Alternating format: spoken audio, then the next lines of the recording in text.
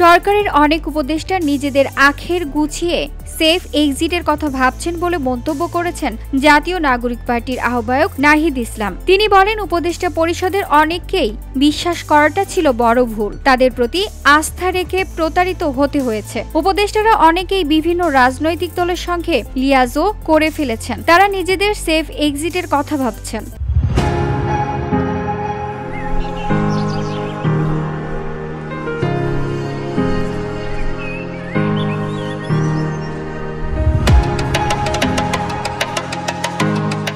জুলাই গণ অভ্যুত্থানের সময় আওয়ামী লীগ সরকারের পতনের এক দফা ঘোষণা করেছিলেন তৎকালীন বৈষম্য বিরোধী ছাত্র আন্দোলনের সমন্বয়ক নাহিদ ইসলাম। অভ্যুত্থানের পর অন্তর্বর্তী সরকার গঠিত হলে ছাত্রদের প্রতিনিধি হিসেবে তিনি তথ্য মন্ত্রণালয়ের উপদেষ্টা হয়েছিলেন। গত ফেব্রুয়ারিতে সরকার থেকে পদত্যাগ করে এনসিপির আহ্বায়কের দায়িত্ব নেন নাহিদ। অবশ্য ছাত্রদের প্রতিনিধি হিসেবে সরকারের যোগ দেওয়া মাহফুজ আলম ও আসিফ মাহমুদ সজীব ভুঁইয়াও এখনো উপদেষ্টা রয়েছেন।